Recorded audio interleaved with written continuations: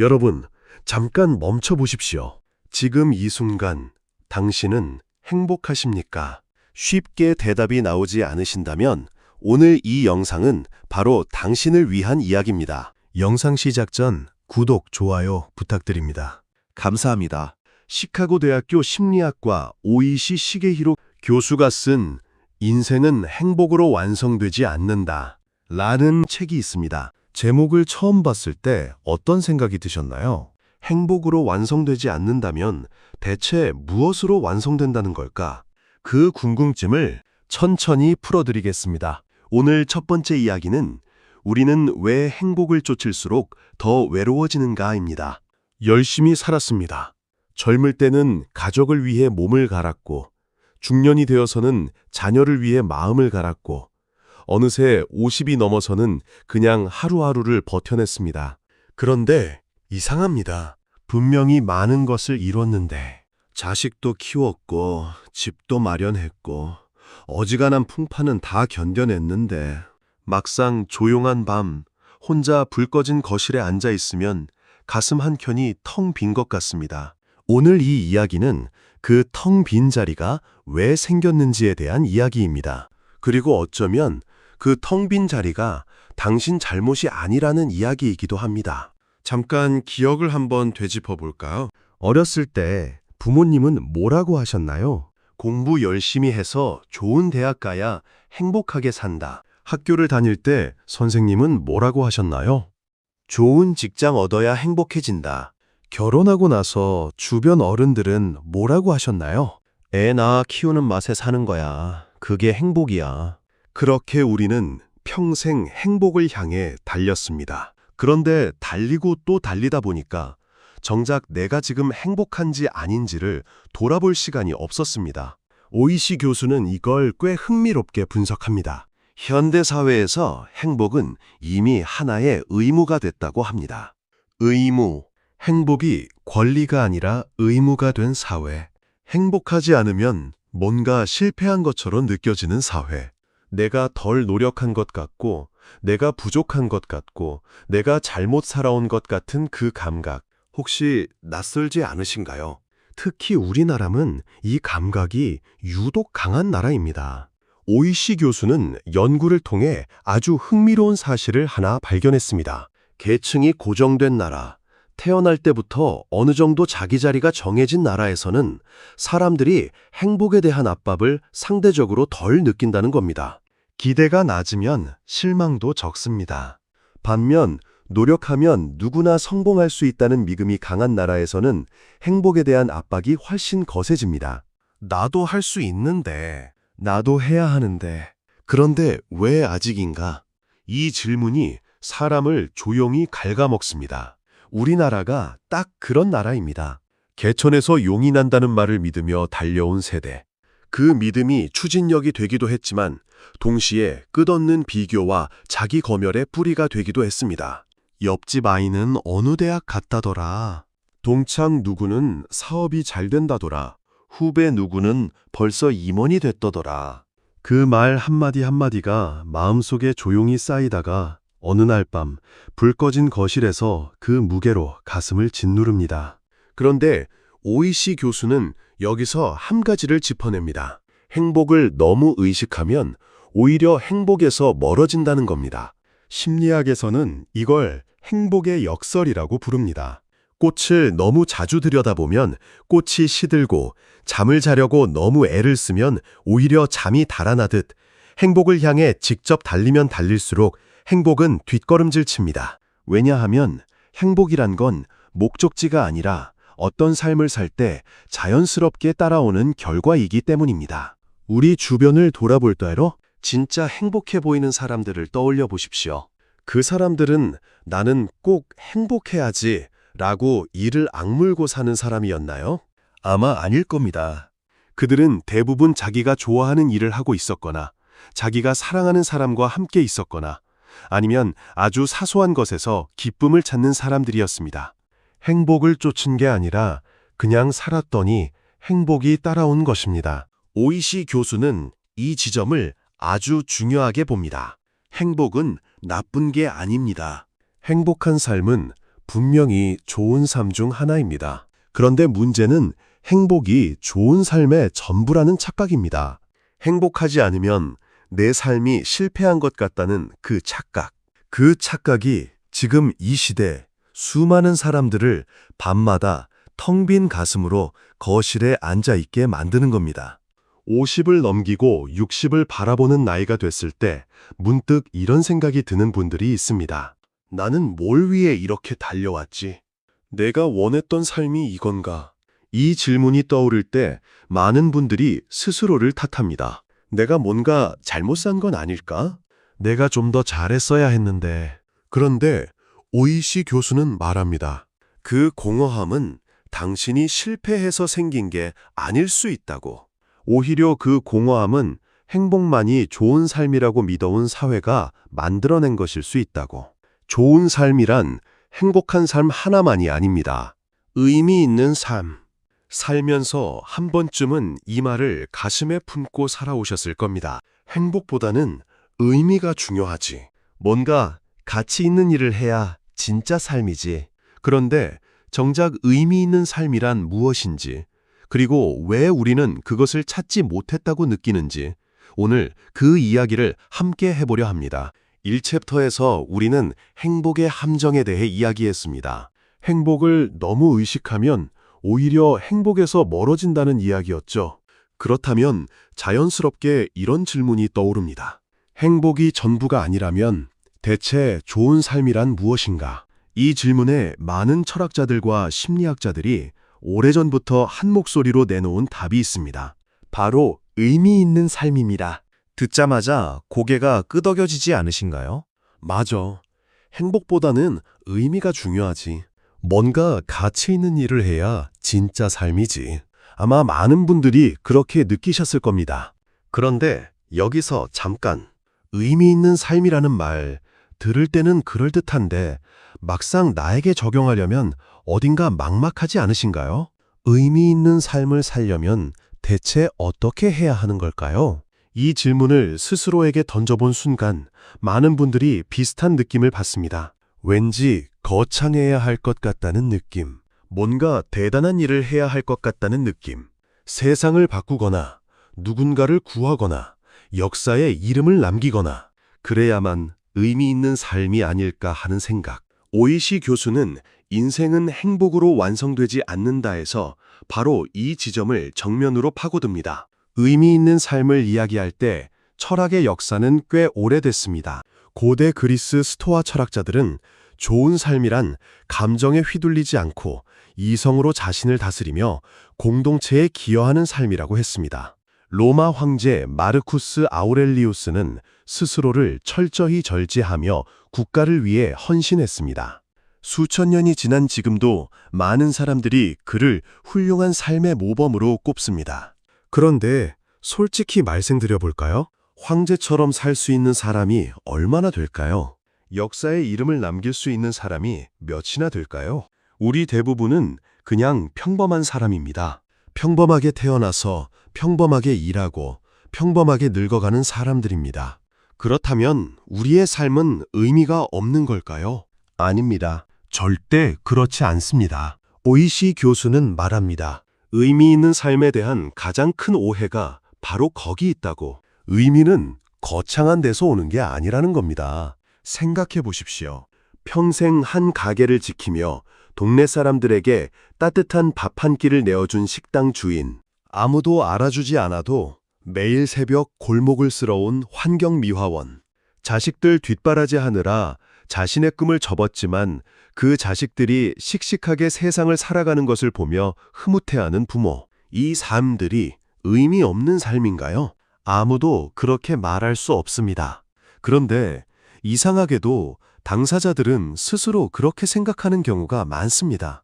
나는 별로 한 것도 없이 그냥 살았어. 나는 특별한 사람이 아니야. 나는 의미 있는 삶과는 거리가 멀어. 왜 이런 생각을 하게 되는 걸까요? 오이시 교수는 그 이유 중 하나로 우리가 의미를 너무 좁게 정의해왔기 때문이라고 합니다. 사회가 만들어 놓은 의미의 기준, 즉 성공한 사람, 유명한 사람, 큰일을 한 사람이라는 기준에 자꾸 나를 맞추려 하다 보니 평범한 자신의 삶이 자꾸 초라하게 느껴지는 겁니다. 그리고 여기서 의미 있는 삶의 함정이 하나 더 등장합니다. 의미를 찾겠다는 마음이 때로는 사람을 잘못된 방향으로 이끌기도 한다는 겁니다.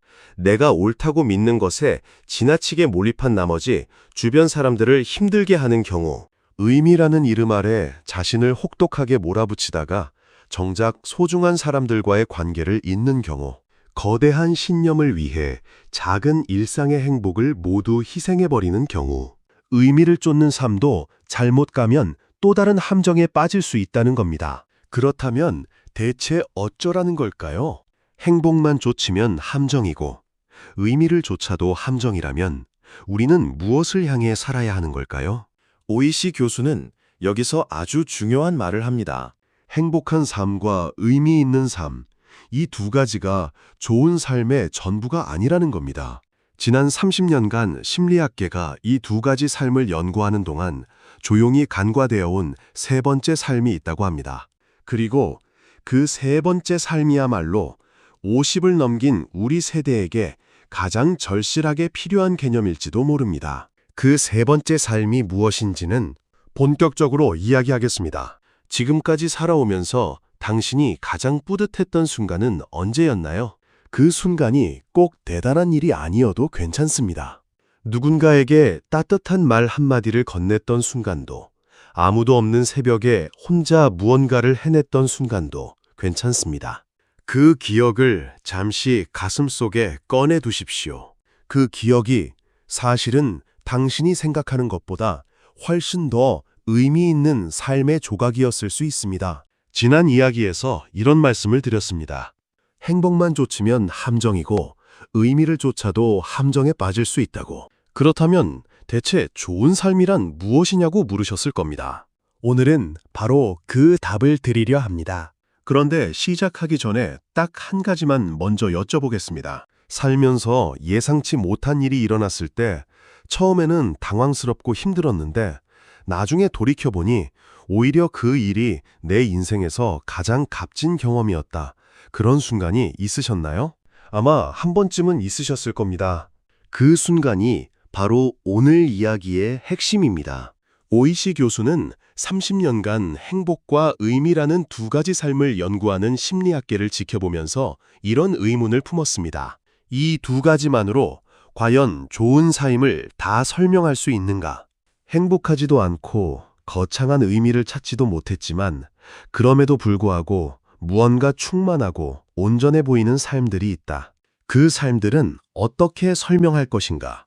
그래서 그가 주목한 것이 바로 정신적으로 풍요로운 삶입니다. 처음 이 말을 들으면 조금 모호하게 느껴질 수 있습니다. 정신적으로 풍요롭다는 게 대체 무슨 뜻인가? 책을 많이 읽어야 하는 건가? 예술을 즐겨야 하는 건가? 철학을 공부해야 하는 건가? 아닙니다. 오이시 교수가 말하는 정신적 풍요는 그런 게 아닙니다. 그는 이렇게 설명합니다. 멈춤과 우회와 전환점이 있는 삶. 익숙하고 아늑한 길이 아니라 때로는 굴곡지고 예상치 못한 방향으로 흘러간 삶. 단순하고 직선적인 여정이 아니라 길고 구불구불 울퉁불퉁했던 여정. 그 모든 것이 정신적으로 풍요로운 삶의 재료라는 겁니다. 여기서 잠깐 우리 세대 이야기를 해봅시다. 50대, 60대를 살아오신 분들 중에 인생이 계획대로만 흘러온 분이 얼마나 계실까요? 아마 거의 없으실 겁니다. 젊을 때 꿈꿨던 것과 전혀 다른 방향으로 삶이 흘러간 분도 있을 겁니다. 예상치 못한 실직을 경험하신 분도 있을 겁니다. 사랑하는 사람을 잃은 분도 있을 겁니다. 건강이 무너지는 경험을 하신 분도 있을 겁니다.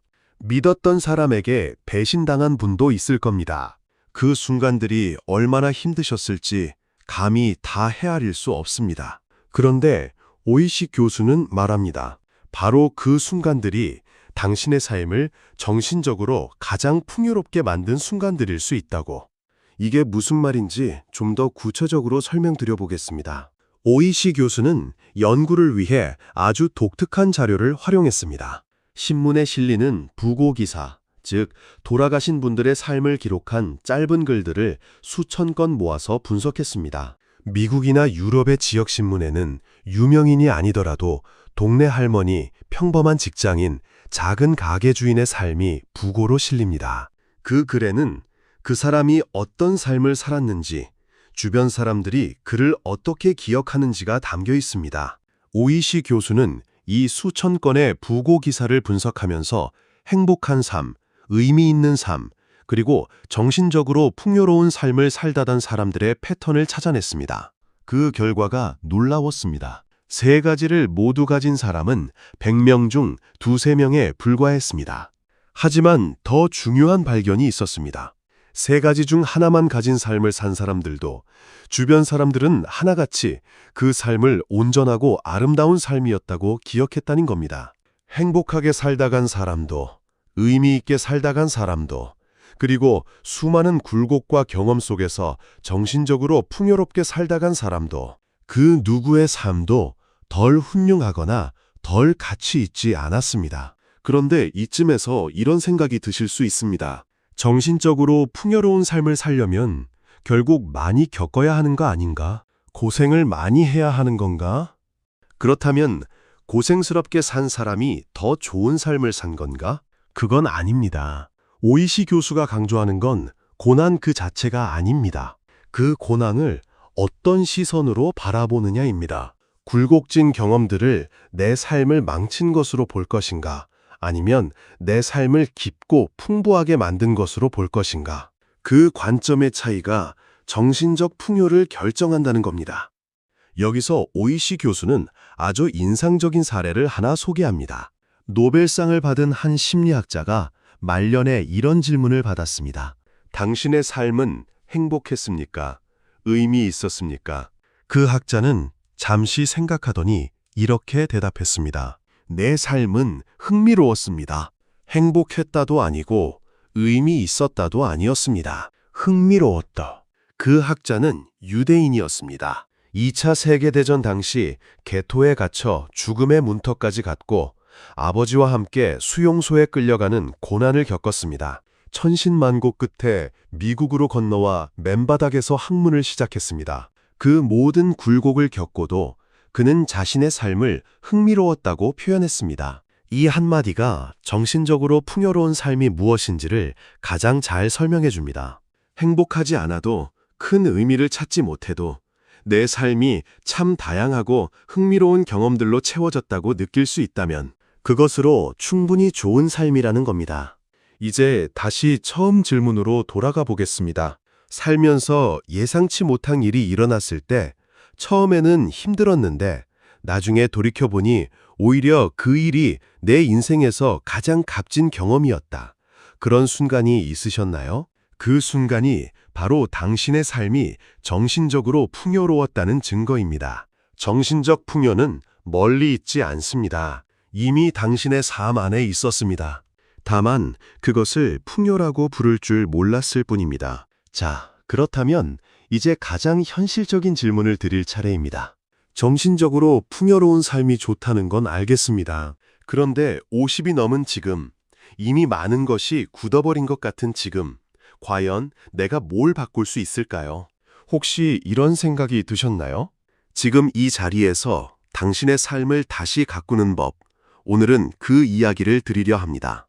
그리고 미리 말씀드리지만 오늘 이야기는 여러분께 거창한 변화를 요구하지 않습니다. 직장을 그만두라거나 해외로 떠나라거나 새로운 사업을 시작하라는 이야기가 아닙니다. 오히려 정반대입니다. 오이시 교수는 책에서 아주 중요한 말을 합니다. 정신적 풍요는 어디로 떠나야 얻을 수 있는 게 아니라는 겁니다. 서울에 살든 부산에 살든 작은 시골 마을에 살든 지금 내가 있는 이 자리에서 충분히 가꿀 수 있다는 겁니다. 그렇다면 어떻게 가꾸느냐? 첫 번째는 10년 후의 나를 한번 상상해 보는 겁니다. 지금 내가 하려다가 미루고 있는 일이 있다면 10년 후에 그걸 하지 않은 것을 후회할 것 같은지 스스로에게 물어보는 겁니다. 오이시 교수는 이것이 정신적 풍요를 가꾸는 가장 간단하면서도 강력한 질문이라고 말합니다. 생각해 보십시오. 지금 마음속에 품고만 있는 것이 있으신가요? 언젠가 한번 가보고 싶었던 곳, 언젠가 한번 배워보고 싶었던 것, 언젠가 한번 만나고 싶었던 사람. 그런데 나이가 들수록 언젠가라는 말은 점점 더 먼 미래로 밀려납니다. 오이시 교수는 말합니다. 그 언젠가를 지금으로 당기는 것. 그것이 정신적 풍요의 시작이라고. 두 번째는 안정보다 자유를 조금 더 선택해보는 겁니다. 우리 세대는 안정을 위해 정말 많은 것을 희생해왔습니다. 안정된 직장을 위해 하고 싶은 일을 포기했고, 안정된 가정을 위해 나만의 시간을 포기했고, 안정된 노후를 위해 지금 이 순간을 유예했습니다. 물론 안정은 중요합니다. 부정하지 않습니다. 그런데 오이시 교수는 이런 질문을 던집니다. 안정을 위해 자유를 너무 많이 포기하지는 않았는가? 그 자유 중에서 지금이라도 되찾을 수 있는 것이 있지는 않은가? 아주 작은 것도 괜찮습니다. 매일 같은 길로만 다니던 출퇴근길을 어느 날 다른 길로 걸어보는 것. 늘 시키던 메뉴 대신 한 번도 먹어보지 않은 음식을 주문해보는 것. 오랫동안 연락이 끊겼던 친구에게 불쑥 전화를 걸어보는 것. 이런 사소한 즉흥성이 쌓이면 삶이 조금씩 달라집니다. 세 번째는 익숙한 것 안에서 새로운 면을 발견하는 겁니다. 이게 특히 중요한 이유가 있습니다. 많은 분들이 정신적 풍요라고 하면 새로운 것을 경험해야 한다고 생각하기 때문입니다. 하지만 오이시 교수는 익숙한 것 안에서도 얼마든지 새로운 풍요를 발견할 수 있다고 말합니다. 예를 들어 오래 함께 산 배우자를 생각해 보십시오. 10년, 20년, 30년을 함께 살았으면 이제 더 이상 새로울 게 없다고 느끼실 수 있습니다. 그런데 정말 그럴까요? 어쩌면 너무 익숙해진 나머지 그 사람의 또 다른 면을 오랫동안 들여다보지 않은 것은 아닐까요? 오늘 저녁 오랫동안 하지 않았던 질문을 한번 해보십시오. 당신은 요즘 어떤 게 제일 즐거워? 아주 단순한 질문이지만 그 대답에서 생각지도 못한 새로운 면을 발견할 수도 있습니다. 네 번째는 쓰고 말하는 겁니다. 오이시 교수는 경어를 글로 쓰거나 말로 표현하는 것이 정신적 풍요를 2배로 만드는 방법이라고 합니다. 왜냐하면 경험은 기록하지 않으면 희미해지기 때문입니다. 그런데 그것을 글로 남기거나 누군가에게 이야기하는 순간 그 경험은 단순한 과거가 아니라 내 삶의 소중한 한 조각으로 자리를 잡게 됩니다. 거창할 필요 없습니다. 오늘 하루 가장 인상 깊었던 순간을 단 2줄만 적어보십시오. 오늘 누군가와 나눈 대화 중 마음에 남은 말 한마디를 기억해 두십시오. 그 작은 기록들이 쌓이면 어느 날 뒤돌아봤을 때 내 삶이 얼마나 풍요로웠는지를 새삼 깨닫게 됩니다. 5번째는 책을 읽는 겁니다. 오이시 교수는 연구 결과를 인용하며 독서가 정신적 풍요를 키우는 가장 효과적인 방법 중 하나라고 말합니다. 책을 읽는다는 건 단순히 지식을 쌓는 게 아닙니다. 내가 직접 경험하지 못한 수백, 수천 개의 삶을 간접적으로 경험하는 겁니다. 읽은 책의 수만큼 내 삶의 깊이가 더해진다는 겁니다. 지금 이 순간에도 이렇게 생각하시는 분이 있을 겁니다. 나는 원래 새로운 걸 별로 좋아하지 않는다. 나는 변화가 불편하다. 나는 그냥 익숙한 게 편하다. 그래도 괜찮습니다. 오이시 교수는 그런 분들에게도 아주 작은 것 하나만 부탁합니다. 딱 하나만. 10년 후에 하지 않은 것을 후회할 것 같은 일이 있다면 그것만큼은 지금 시작해보자고. 그 하나가 당신의 삶을 얼마나 다르게 만들지 지금은 아무도 모릅니다. 하지만 분명한 건 하지 않으면 영원히 모른다는 겁니다. 이 모든 것을 하나로 묶어 결국 우리가 마지막 순간에 어떤 삶을 살았다고 느끼고 싶은지 그 최후의 질문을 함께 생각해 보겠습니다. 지금까지 우리는 꽤 긴 여정을 함께 걸어왔습니다. 행복의 함정에서 시작해서 의미 있는 삶의 오해를 짚어보고 정신적으로 풍요로운 삶이 무엇인지 살펴봤습니다. 그리고 지금 이 자리에서 삶을 다시 가꾸는 법도 이야기했습니다. 그런데 오늘 마지막 이야기를 시작하기 전에 잠깐 눈을 감아 보십시오. 지금까지 살아온 당신의 인생을 한번 천천히 떠올려 보십시오. 기쁠 때도 있었고, 눈물 날 때도 있었고, 도저히 못 버틸 것 같았던 때도 있었을 겁니다. 그 모든 순간들이 지금의 당신을 만들었습니다. 그 삶이 괜찮은 삶이었을까요? 아닐까요? 오이시 교수는 인생은 행복으로 완성되지 않는다의 마지막에서 이런 이야기를 합니다. 우리는 평생 좋은 삶이 무엇인지를 남이 정해준 기준으로 판단해왔다고. 행복해야 좋은 삶이고 성공해야 좋은 삶이라는 기준. 그 기준에 나를 맞추려다 보니 늘 어딘가 부족한 것 같고 늘 조금 모자란 것 같은 느낌이 들었다고. 그런데 그 기준이 처음부터 너무 좁았던 건 아닐까요? 좋은 삶이란 하나의 모양이 아닙니다. 행복하게 산 삶도 좋은 삶이고, 묵묵히 의미를 찾으며 산 삶도 좋은 삶이고, 굴곡지고 우여곡절이 많았지만 그 모든 경험이 켜켜이 쌓인 삶도 좋은 삶입니다. 이 세 가지는 서로 우열이 없습니다. 어느 하나가 더 훌륭하거나 덜 훌륭한 게 아닙니다. 각자의 방식으로 완전합니다. 오이시 교수가 수천 건의 부고 기사를 분석하면서 발견한 가장 중요한 사실이 바로 이것이었습니다. 행복하게 살다간 사람도, 의미 있게 살다간 사람도, 수많은 경험과 굴곡 속에서 정신적으로 풍요롭게 살다간 사람도, 그 누구의 삶도 주변 사람들의 기억 속에서 하찮거나 부족하지 않았다는 겁니다. 모두가 각자의 방식으로 누군가의 마음속에 온전히 살아 있었습니다. 그렇다면 지금 이 순간 우리에게 필요한 건 무엇일까요? 더 행복해지려고 발버둥 치는 게 아닙니다. 더 의미 있는 일을 찾으려고 조바심 내는 게 아닙니다. 더 많은 경험을 쌓으려고 무리하는 것도 아닙니다. 지금 필요한 건 딱 하나입니다. 지금까지 내가 살아온 삶을 다른 눈으로 한번 바라보는 것입니다. 평범하다고 생각했던 그 삶 안에 사실은 행복한 순간들이 있었습니다. 아무 의미 없다고 생각했던 그 시간들 안에 사실은 누군가에게 소중했던 기억들이 있었습니다. 실패하고 굴곡졌다고 생각했던 그 여정 안에 사실은 그 어떤 직선보다 풍요로운 경험들이 담겨 있었습니다. 당신의 삶은 처음부터 괜찮은 삶이었습니다.